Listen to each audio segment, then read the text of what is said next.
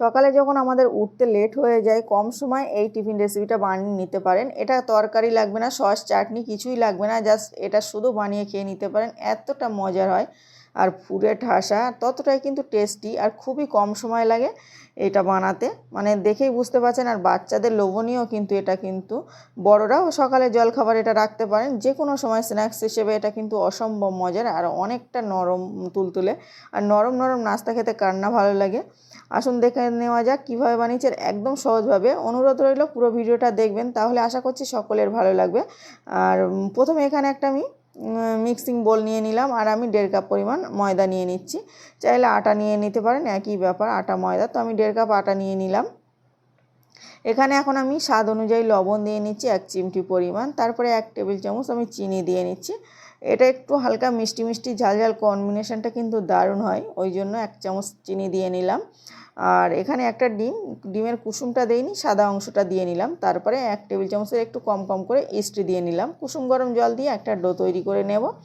ডোটা একটু সফট করে মেখে নিতে হবে। তো দেখুন এভাবে ঘুরিয়ে প্রথমে একটু চামচ দিয়ে মেখে নিলাম, তারপর হাত দিয়ে ভালোভাবে এভাবে মতে নিলাম।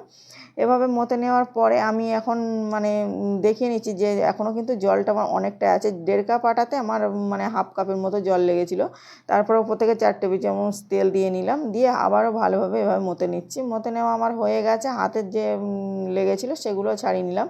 তারপরে ভালোভাবে ডোটা একটু সফট করে আর ওপর থেকে একটু তেল ছড়িয়ে দেব, তাহলে কম সময়ে রেসিপিটা ভালো। ডোয়ের ওপর থেকে একটু তেল লাগিয়ে নিয়ে এটা গোল করে শেপ দিয়ে এখন রেস্টে রেখে দেবো। এটা মানে বেশিক্ষণ রেস্টে রাখতে হবে না, যেহেতু বাচ্চাদের স্কুল টিফিনের জন্য। এখানে আমি মানে এই প্রসেসটা বানাতে বানাতে ততক্ষণ রেস্টে রাখবে। এখানে 1 বাটি মতন চিকেন নিয়েছি, আমি সিদ্ধ করে নিলাম। তারপরে সিদ্ধ করে রাখা চিকেনটা সাইডে সরিয়ে রেখে এখানে একটা কড়াই অল্প একটু তেল দিয়েছি, তারপর পেঁয়াজ কুচি, তারপর গাজর কুচি, তারপরে আমি অল্প একটু হাফ টেবিল চামচ আদা রসুন পেস্ট দিয়ে তারপরে যে এটা ভাজা ভাজা করে নিলাম। তারপর চিকেনটা সিদ্ধ করে রাখা চিকেনটা ব্লেন্ড করে নিয়েছি। তারপরে সেই ব্লেন্ড করা চিকেনটা দিয়ে নিলাম। এখন একটু চিকেনটা ভালোভাবে ভাজা ভাজা করে নেব। আর এখানে অল্প কিছু মশলা দিয়ে মানে লঙ্কা গুঁড়ো, জিরে মরিচ গুঁড়ো আর স্বাদ অনুযায়ী লবণ হাফ টেবিল চামচ করে দিয়ে নিলাম। দিয়ে এটা দিয়ে মশলাতে দিয়ে নেব। খুবই কম মশলাটা এটা বানানো যায়, এখানে হলুদ গুঁড়ো ব্যবহার করব না। তারপরে আবারও একটু মশলাটা দেওয়ার পরে আবারও একটু ভালোভাবে ভাজা ভাজা করে নিলাম। এখানে হাফ আলু সিদ্ধ করে রাখা আলু হাফ দিয়ে নিলাম। একটা আলুর হাফ দিয়েছি, চাইলে একটু বাড়িয়েও নিতে পারেন, কমিয়ে নিতে পারেন। তারপরে আলুটা দিয়ে আবার একটু ভালোভাবে মেখে ভেজে নিলাম। আর এখান থেকে একটু মিট মশলা হাফ টেবিল চামচ দিয়ে আবারও একটু ভালোভাবে ভেজে নিচ্ছি।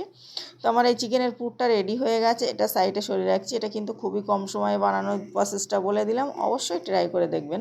তারপরে যে ডোটা রেখেছিলাম এর মধ্যে কিন্তু ফুলে ডবল হয়ে গেছে। এখন ডোটা নিয়ে আমি দেখুন এভাবে তুলে নিচ্ছি। এখানে আর মাখামাখি করার দরকার নেই, জাস্ট ডোটা তুলে একটু লম্বা করে শেপ দিয়ে গোল করে নিলাম। তারপরে এভাবে একটা ছুরি দিয়ে কেটে নিচ্ছি। হাফ আমি রেখে দিচ্ছি, মানে দুরকমভাবে বানাবো।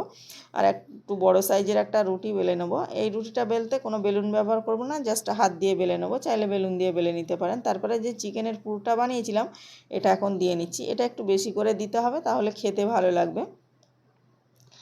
দেখুন এখানে কিন্তু চিকেনের বদলে কোনো সবজি দিয়েও অ্যাড করতে পারেন, বা শুধু আলু মাখা দিয়েও এটা রেসিপিটা তৈরি করে নিতে পারেন। তারপরে এটা ভালোভাবে মুড়িয়ে নিলাম। তারপরে এটা হাত দিয়ে আবারও একটু হাতে তেল লাগিয়ে নিয়ে হাত দিয়ে হালকা হালকা করে চেপে চেপে একটু বড় করে একটা রুটি তৈরি করে নেব। এখানে বেলুন ব্যবহার করার কোনো দরকার নেই, জাস্ট হাত দিয়ে একটু চাপলেই কিন্তু এটা বড় হয়ে যাবে। বেলুন দিলে কিন্তু ভিতরে পুরোটা বার হয়ে আসবে। আমার বড় করে নেওয়া হয়ে গেছে। তারপরে একটা কাটার দিয়ে, পিৎজা কাটার দিয়ে এভাবে একটু শেপ দিয়ে কেটে নিচ্ছি। আমার একটু ছোট বড় হয়ে গেছিলো, ওই জন্য মানে দেখুন দেখলেই বুঝতে পারবেন। আপনারা চাইলে একই সমান করে কেটে নিতে পারেন। তো আমি একটু ছোট বড় করে এখানে 5 থেকে 6টা কেটে নিলাম। তারপরে এগুলো একটু কানা দিয়ে হালকা করে একটু চেপে দেবো, যেগুলো দেখা যাচ্ছে সেগুলো চেপে নিতে হবে, না হলে পুরগুলো তেলে দেওয়ার সময় কিন্তু বার হয়ে আসবে। তারপরে ভালোভাবে চেপে দিয়ে নিলাম। আর এদিকে যে এক্সট্রা ডোটা সাইডে সরিয়ে রেখেছিলাম সেটা একটু গোল করে শেপ দিয়ে নিলাম।